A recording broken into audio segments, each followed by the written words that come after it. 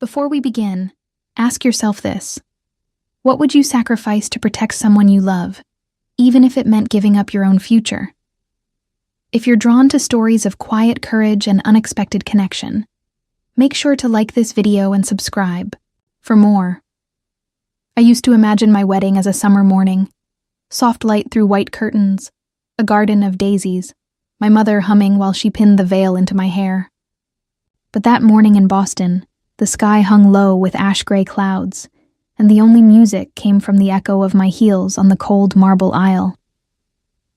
The church was beautiful, in the way old things are beautiful, distant, dignified, slightly sad. I stood at the threshold in a gown I'd stitched from pieces of my mother's wedding dress. It still smelled faintly of her lavender drawer sachets, though the lace had yellowed at the seams. I'd adjusted it in the nights she slept, needle in one hand, grief tightening in the other. We couldn't afford new silk, but I didn't need new. I needed a piece of her with me. My hands trembled beneath the veil as I stepped inside. There were no flowers, no bridesmaids, no father walking me down the aisle.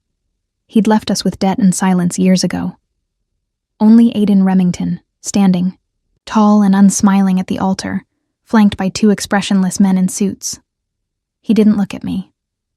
Just stood there, jaw carved in stone, watching some point just past my shoulder. He was 36, with a reputation as sharp and unyielding as the lapels of his bespoke suit.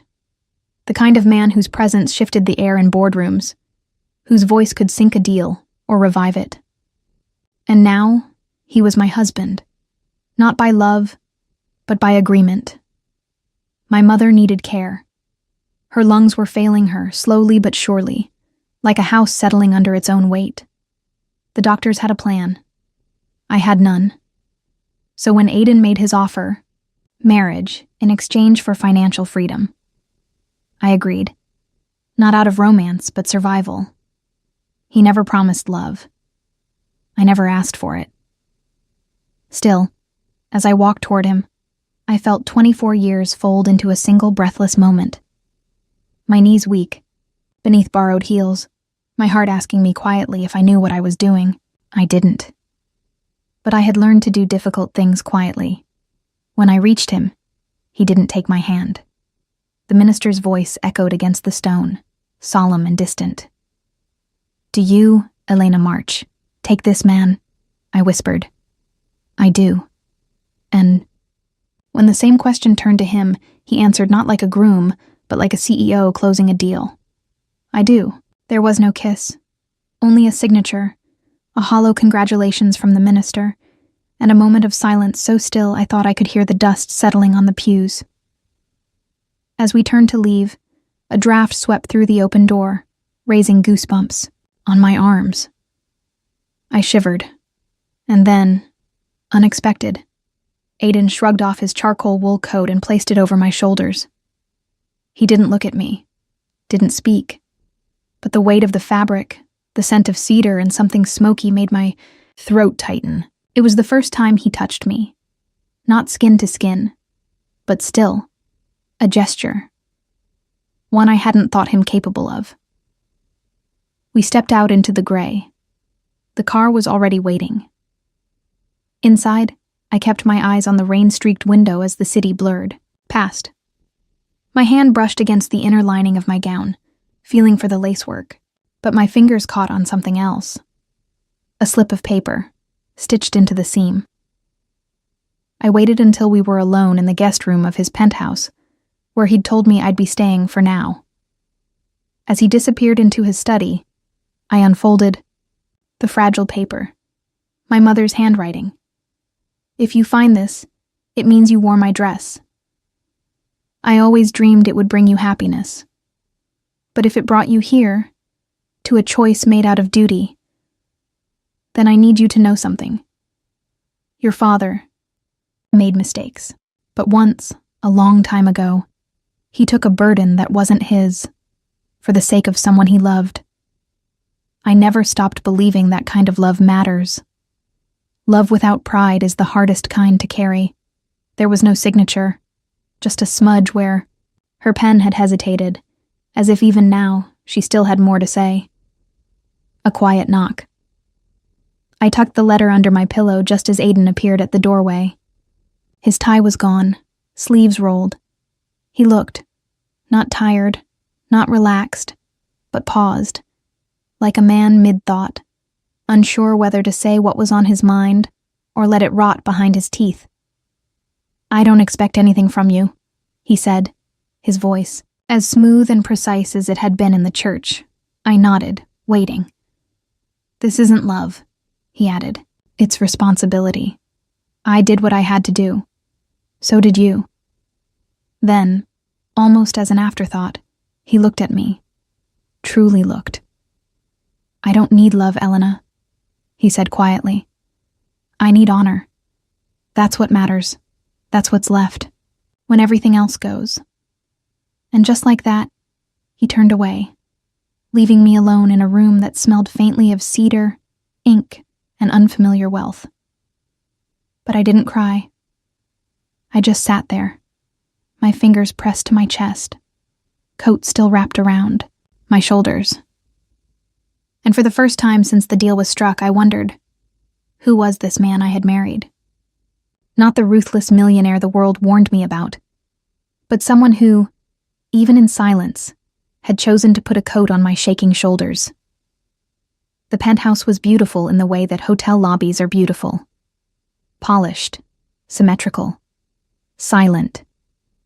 Floor to ceiling, windows wrapped around the living space, giving the illusion of openness, though I felt anything but free. Outside, Manhattan pulsed with life. Inside, there was only the faint hum of climate control and the quiet ticking of a grandfather clock someone probably bought for its wood grain. Not its sound. Aiden hadn't spoken to me since that night. He left early, came home late. Always immaculate, always composed, like a man who'd built a fortress so refined, even his emotions weren't allowed inside. My guest room was large and cold, decorated in blues and grays like a catalog spread. A bed no one had ever cried in, a chair too stiff to curl into. I unpacked the few things I'd brought, a scarf my mother had knitted, a small framed photo of us at the beach, and a worn leather-bound book of Irish lullabies she used to hum when I was sick. That night, as I lay staring at the crown molding, I tried to remember what love was supposed to feel like. Not the heady kind, just the small things. A chair pulled out for you. A voice saying your name like it mattered. A pair of hands that linger, not out of possession, but out of care. I hadn't felt any of that in a long time. The days settled into a rhythm. I took tea alone, wrote in a journal I never intended to read back, and visited my mother as often as I could. Her illness was no longer a shadow. It was a weight, slow and inevitable.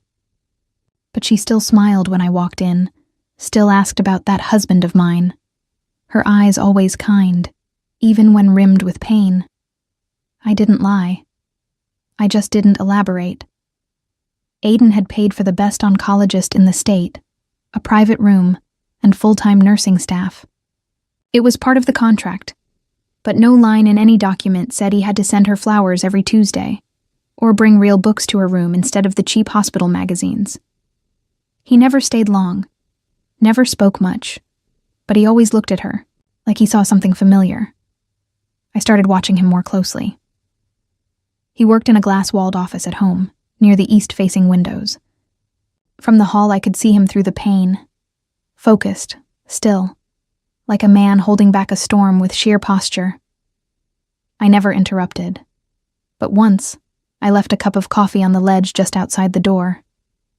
He didn't acknowledge it. The next morning, there was a second cup beside it, clean, porcelain with a saucer, and a note beneath it that simply said, "Your turn." He was trying. In his own strange, formal way, he was trying. One evening, I came back from the hospital to the faintest scent of cinnamon and apples in the air. I paused in the hallway, confused. It wasn't a candle. It smelled real, warm, sweet, familiar. Followed it to the kitchen. There on the counter sat a freshly baked pie. Not store-bought, not perfect. A little too brown around the edges. A little messy on the lattice. My mother's favorite. I stood there for a long moment, almost afraid to touch it. The memory came flooding back.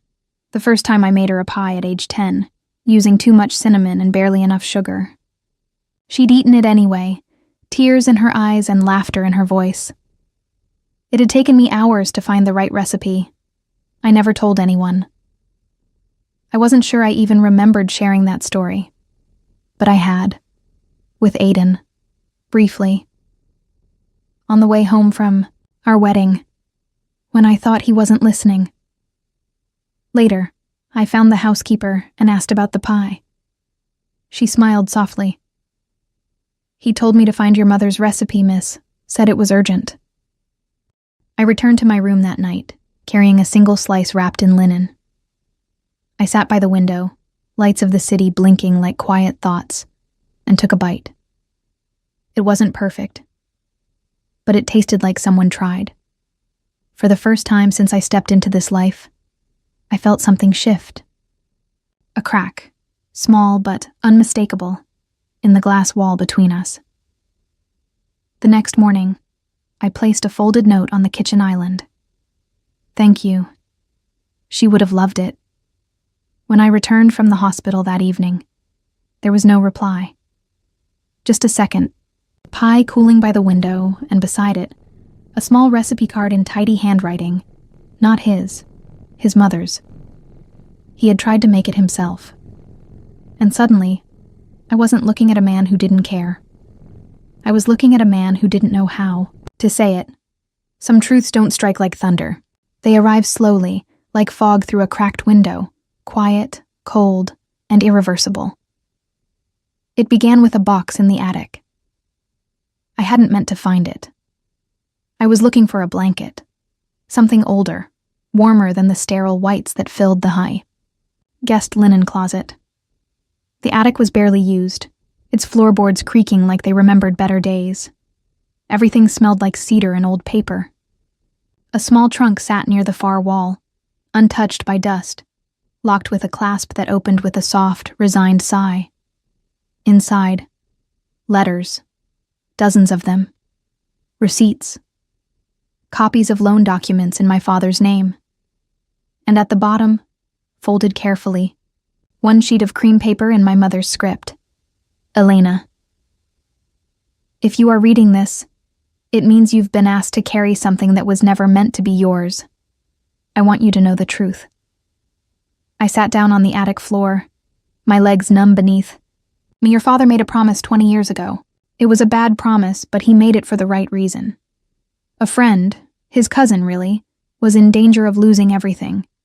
And your father, proud and stubborn, forged the paperwork to keep the man's business afloat.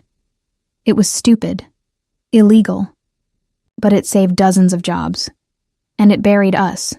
Aiden Remington was the one who discovered it. He was a young advisor then, and he kept it quiet. He could have exposed us. Instead, he offered silence, and never asked for anything in return, until now. My hands trembled as I finished the letter. The edges had softened with age, like she'd folded and unfolded it many times before sealing it away. I leaned back against the wooden beam, the truth thudding inside me like a second heartbeat. He didn't have to marry me. He chose to, and not for business.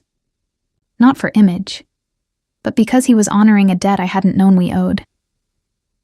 Suddenly, every moment I'd spent resenting him, the silent meals, the unsigned birthday cards, the cold glances, felt weightless next to the truth that he'd been, protecting something far more fragile than pride, my father's dignity, and mine. That evening, I waited in the kitchen instead of my room. Aiden came home around 9, briefcase in one hand, jacket over his arm. He looked surprised to see me standing by the stove, the light soft, the pie he'd made still on the counter between us like some strange peace offering left untouched. "You found it," he said, before I said a word. My chest tightened. You knew I would. His jaw flexed slightly. He didn't speak.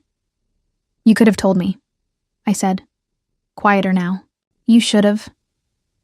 I didn't want your gratitude, he said, and I didn't want your anger. He glanced down at the marble counter, as if searching for the right words hidden in the grain. What your father did, it was reckless. But it wasn't evil. I knew that. And I knew if you found out you'd carry the guilt. Like he did. I stared at him, trying to reconcile this man, cool, unreadable, with the boy who once held onto a secret that could have destroyed my family, and instead protected it like something sacred. You didn't owe me anything, I said. Not then, not now. He finally looked at me. His eyes, usually distant, were steady, quiet, but not cold. I didn't do it for you, he said. At least not at first. I waited. He ran a hand through his hair, breaking that perfect stillness he always wore like armor. I did it, because when I saw you, the first time, at that community fundraiser your mother used to organize, I saw someone who still believed people could be better. I'd already stopped believing that about myself. It hit me then, not as romance, but as recognition. This wasn't a love story, not yet. This was two people who had spent years surviving the weight of other people's choices, now standing in the quiet space where those weights overlapped. I hated you, I admitted. He nodded. I expected that. But I don't anymore. A long silence passed between us, the kind that doesn't need to be filled, just shared. I stepped closer. Not enough to touch him. Just enough to be seen. There's a difference between doing the right thing because you have to, I said, and doing it when no one's looking. He didn't respond right away. Then he said, very softly, "That's the only kind I ever wanted to be." I believed him. He left the room without another word, but that night, as I slipped into bed, I found another note beneath my pillow. The same handwriting as the recipe card. You were never part of the price. I hope someday you'll let me be part of the peace. It wasn't signed, but it didn't have to be. I've always believed that kitchens hold the truest version of a family, not the dining room, with its polite smiles and rehearsed toasts. Not the living room, where silence stretches like old wallpaper. But the kitchen, where time spills in flour on the counter, where grief simmers low beneath the smell of tea and cinnamon, where people stand shoulder to shoulder in grief and love, even when they have no words left. That morning, I found my mother at the small kitchen table Aiden had installed beside the east window. Her hair, thinner now, was pinned up with the same clip she'd used since I was 10. She looked tired, but not defeated. "I didn't wake you," I said softly, placing my hands around a warm mug. "You should have called." She smiled. "I like being here when the world's still quiet." We sat for a while without speaking. Outside, the sky was turning the faint gold of a Boston morning, soft and unsure. I steeped the tea, grated ginger like she taught me, and dropped a slice of orange peel into each cup. Her old trick for stirring up memory, as she used to call it. "I found your letter," I said after a long while. Her fingers stilled around her mug. "I wondered if you would." "I understand now," I said. "Why you stayed. Why you never told me what Dad had done." She looked at me then. Really looked. Her eyes were soft and worn, like pages read too many times but never abandoned. "I didn't want you to carry that weight," she whispered. "I was already carrying the silence," I said. This at least has shape." She reached across the table and took my hand. Her skin was papery, her grip gentle, but it held a quiet strength I'd leaned on my whole life. "I was angry for a long time," she said. "Not just at him, at myself. for marrying a man who made bad promises, for believing I could fix what wasn't mine to mend. But love is not the absence of fault. It's what we choose to do after the fall. We sat in the warmth of the tea and those words. I wished I could bottle the moment. The sun on the counter, the clink of her spoon, the sound of her voice after sleep. Aiden stood in the doorway. He didn't say anything, just stood there for a beat too long, hands in the pockets of his charcoal trousers, his shirt sleeves rolled above the wrist. I thought he might turn and leave, but he didn't. He came in, nodded to my mother, and placed something on the table between us. A wrapped box. He met my eyes briefly, then turned and walked out the back door to the garden. The air felt different after he left, as if something unsaid had finally found shape. I unwrapped the box slowly. Inside was a folded sheet of drafting paper. Blue lines, measured angles. The shape of something long dreamed, never dared. A sewing studio. Not just a corner in the guest room, like I had in childhood. A real space. Tables, light, workstations, shelves for bolts of fabric, a back room for alterations, all built on the property, with its own entrance. At the bottom of the blueprint, in careful script, it read, "For the hands that mend more than cloth." I stared at it for a long time, afraid that even touching it might make it vanish. "He listens to you," my mother said gently. "No," I whispered. "He listens, even when I think I'm not speaking." That afternoon, I stepped outside into the pale sun and found him in the garden, kneeling beside a half-grown rosebush. His shirt was smudged with soil. It made him look softer, almost human. "I didn't ask for this," I said, holding the plan. He didn't look up. "I know. You didn't need to do it." He stood, brushing his hands off on a rag. "I know that too." "Then why?" He looked at me. Not over me, not past me. At me. "Because I've seen what you do with broken things," he said. "And I wanted to give you something whole." My throat tightened. "You're building a studio for a woman who doesn't know if she belongs in this house." He stepped closer. Not invading. Just near enough for the words to land. "You do belong, Elena. You're the only real thing in this place." I didn't cry. I don't think I could have, even if I wanted to. The moment was too fragile to shake, too warm to drown. So I just nodded. And for the first time, we stood not as two people bound by a contract, but as two souls beginning to understand what it meant to choose each other, quietly, completely, without needing to say so out loud. Hospitals have a way of shrinking time. Hours become minutes, or maybe minutes become hours. Either way, you stop counting. That night, I sat beside my mother's bed in a room that buzzed with the low hum of fluorescent lights. She drifted in and out of sleep, pale against the white sheets, her breath shallow but steady. It wasn't a crisis. Not yet.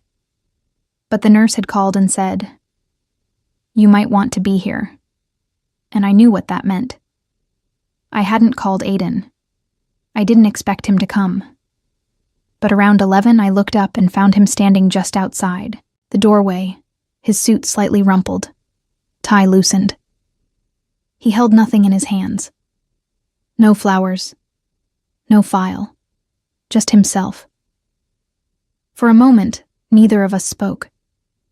Then he stepped inside, glanced once at the monitors, then at me, and simply said, "How is she?" I blinked against the weight behind those 4 words. "Better now," I whispered. "Stable." He nodded. "I'll stay." There was no room for argument in his tone, but it wasn't cold. It was certain. He pulled the second chair up beside mine and sat. Not close, not distant. Just near enough for our knees to almost touch, for our silences to overlap. For a long while, we said nothing, I didn't know what I expected. A gesture, maybe. An awkward question. But all he offered was his presence. And strangely, that was enough. At some point, my head dropped against the chair, and I closed my eyes. The rhythmic beeping of the heart monitor became the metronome of my thoughts. She used to hum when she cooked, I said quietly. Something soft, Irish lullabies. I don't even know the words, but I remember the sound. He didn't respond, but I felt his attention, unspoken, steady. She'd sing to drown out the arguments, I added. Back then, I thought she just liked music. Still silence. Still warm. Then, gently, as if hesitant to break whatever fragile thread we'd come, spun between us. He said, "My mother used to braid my hair." I turned, surprised. He didn't look at me. His eyes stayed fixed on the steady rise and fall of my mother's chest. Until I was 8. I hated it. Said it made me look like a girl, but she said, "Tidy hair, tidy mind." After she died, I never let anyone touch my hair again. I don't know what made me do it. Maybe it was the hour. Maybe it was the way his voice cracked, just slightly, on the word died. But I reached, across the small space between us, and placed my hand over his. Not romantic, not possessive, just real. His hand was warm, calloused somehow. Like despite his wealth, he still carried the weight of everything he held. He didn't pull away. "I'm sorry," I said. "For what?" "For assuming you were a man without history." He turned then. Just enough for our eyes to meet. His expression unreadable, but his voice, when it came, was soft. "You had every reason to." I shook my head. "You hide well. That's not the same as being cold." We sat like that, hands linked, mother breathing quietly. Beside us, grief and comfort woven into the air like something sacred. "You don't have to stay," I said. "I know, but you're here." "I know that too." His thumb moved slightly, a slow, unconscious stroke across the back of my hand. "I don't need you to fix anything, Aiden," I said. "I just don't want to be alone in this." He nodded. Breath escaped him. Almost a sigh, but deeper, heavier. "You won't be," he said. "Not anymore." It wasn't a vow. Not yet. But it was the first time he said we. Later, when the nurse came in and gently suggested I rest, Aiden stood before. "I did. I'll walk you out," he said. I paused in the hallway, watching him linger one last moment by my mother's bedside. He looked at her the way a man might look at a stranger he's unexpectedly come to respect. Then he joined me, his footsteps quiet against the polished floor. Outside, the air was crisp. The street was mostly empty, lights glinting off puddles, from a rain that had come and gone without notice. I stopped before getting into the car. "Why did you come tonight?" I asked. He looked at me for a long moment, then said, "Because I didn't want you to wonder if I would." The car ride home was silent. But in that silence, something shifted. I didn't hold his hand again. I didn't need to. Because sometimes, love starts not with a kiss or a confession, but with a man who shows up at midnight, says nothing, and stays, until you no longer feel the weight of being alone. That night, I couldn't sleep. It wasn't worry, exactly. My mother was stable. The hospital had called just after midnight to confirm her vitals had held steady. There was nothing to do but rest. Still, I lay awake in the half-light of the room Aiden had once called temporary. The ceiling was pale with the glow of street lamps, from below. Outside, the city sighed. A cab passed, a horn echoed somewhere far off. Inside, silence. Not hollow, just waiting. I slipped out of bed, feet bare on cool hardwood, and padded toward the kitchen, craving tea or company. I wasn't sure which. The living room was dark, except for the amber light glowing from the terrace. Someone was sitting out there. Aiden. Hadn't changed out of his work clothes.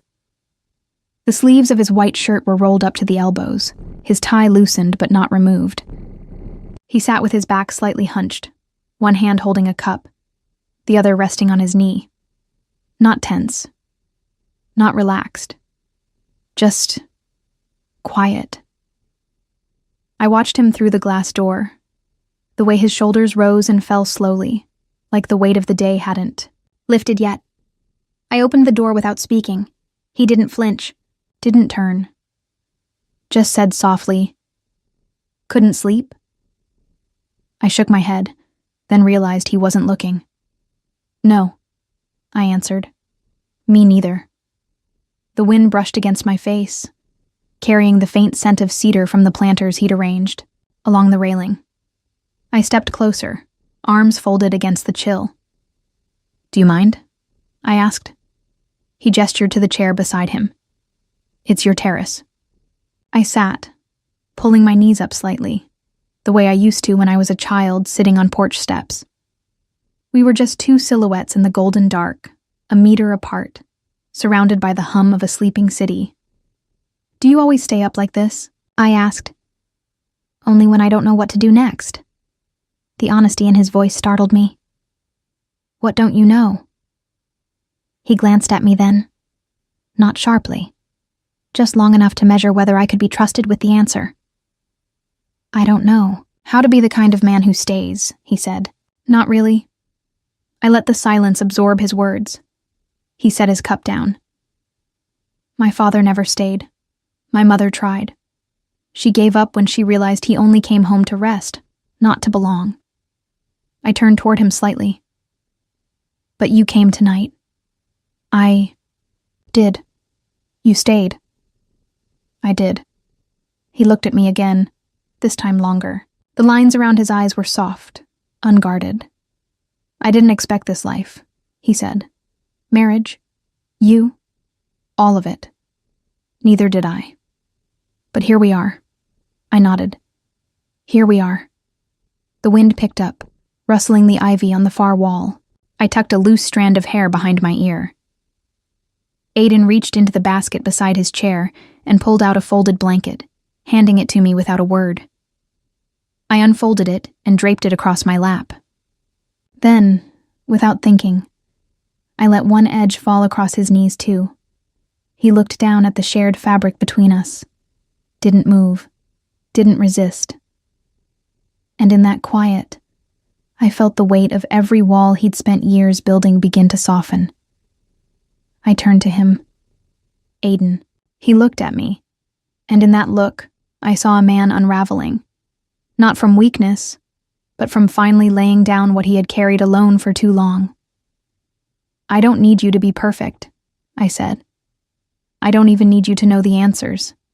He breathed out slowly, his eyes not leaving mine. "Then what do you need?" I hesitated, then told him the truest thing I knew. Presence. Someone who shows up. Someone who stays. He leaned back in his chair, closing his eyes briefly, as though the words were both a balm and a burden. When he opened them again, something had changed. "I'm not good at this," he said. "You don't have to be," I replied. "You just have to be real." We sat like that for a while, blanket shared, hands just inches apart. I didn't reach for him this time. I didn't have to. There was no performance here, no pressure. Just two people brave enough to sit in their quiet and let the space between them shrink. At some point, my head tilted to the side. I leaned gently against his shoulder. He didn't move. He didn't stiffen. He just let me rest there. His body, warm, steady. We stayed like that until the horizon turned a shade lighter and the city began to stir again. When I stood to leave, he rose with me. At the threshold, I paused, looked back. He met my gaze. "Thank you," I whispered. "For what?" "For not being anywhere else. Some moments don't announce themselves. They don't arrive with fanfare or warning. They don't demand attention. They just pass quietly, changing everything in their wake. This one came on a Thursday. I was in the sewing room. My sewing room, though I still said it like a borrowed phrase. Aiden had finished the space 3 weeks earlier. The smell of fresh pine still lingered on the shelves, mixing with the scent of fabric and chalk dust. It was simple, practical, beautiful, and it had become, without my planning, the first room in this house that felt like mine. I was hemming a wool coat for one of the women from my mother's church group when Aiden walked in. He didn't speak. Just stood there, holding a folder, his expression unreadable. I looked up. "Everything okay?" "I let it go," he said. I blinked. "Let what go?"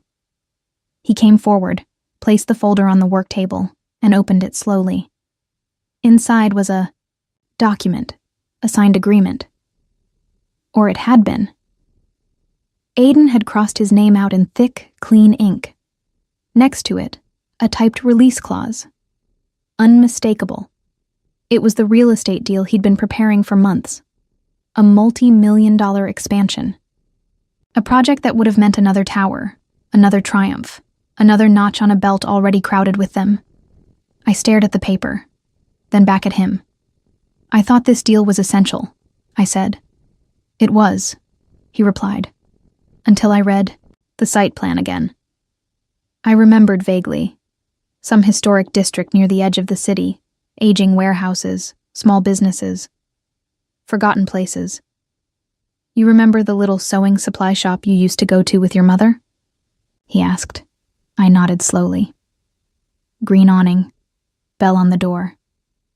That building was on the site. They didn't flag it during acquisition. I didn't notice until I saw the amended proposal yesterday. And I pulled out. Just like that. No dramatics, no explanation, no speech about values or cost. "You'll take a loss," I said. "I already have." I stood, hands flat on the table, heart suddenly unsteady. "You didn't need to do that."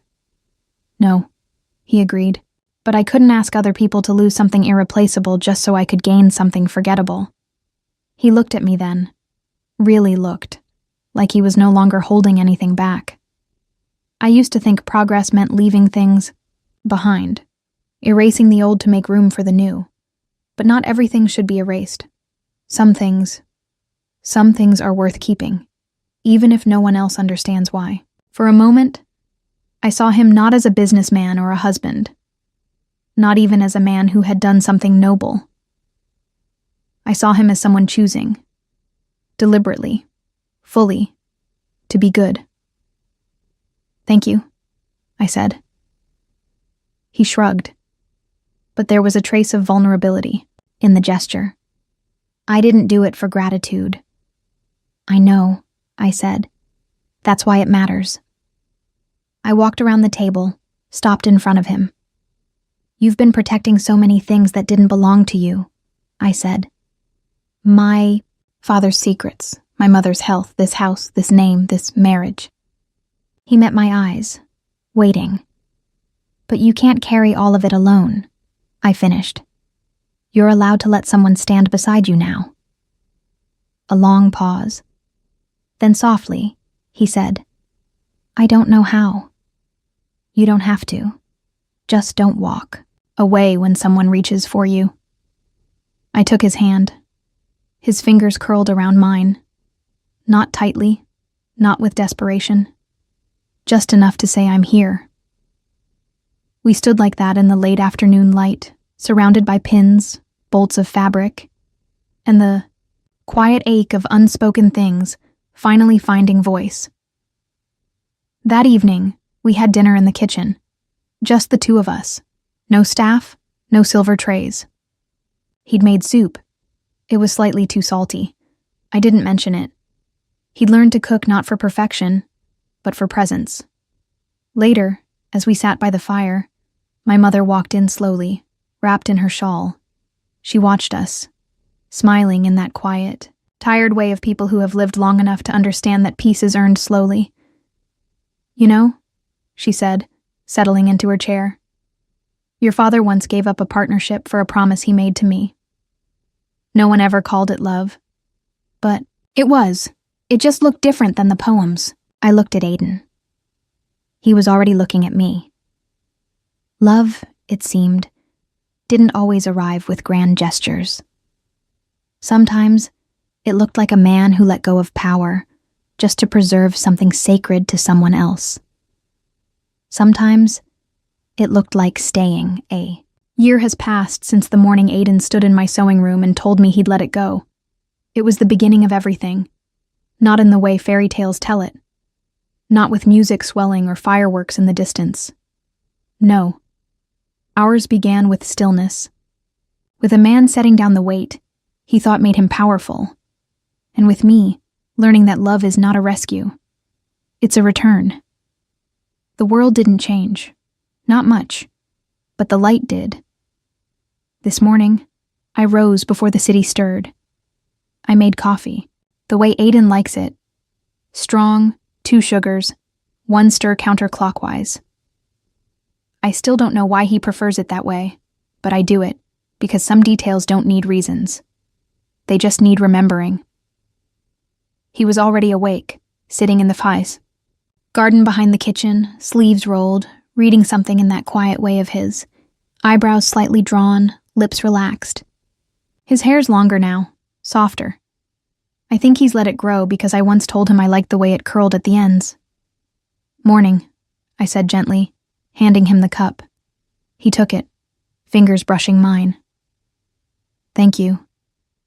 He didn't mean for the coffee. Behind us, the sewing studio had become something more than I ever intended.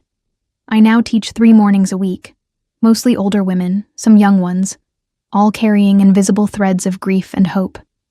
We make things, mostly simple. But sometimes a simple hem holds more than cloth. We stitch stories. My mother's health has stabilized. The doctors won't say remission, but they do say steady. She comes to class sometimes, mostly to sit and drink tea. She hums still, soft melodies with no names, like the ones from my childhood. She tells the others that hands are the memory of the heart. She's not wrong. That morning, Aiden handed me an envelope. My name, handwritten, familiar. My heart skipped as I turned it over. Where did you find this? I asked. Behind the recipe books, he said. I wasn't looking for it, but maybe it was looking for you. Inside was a letter, my mother's handwriting again. The final page.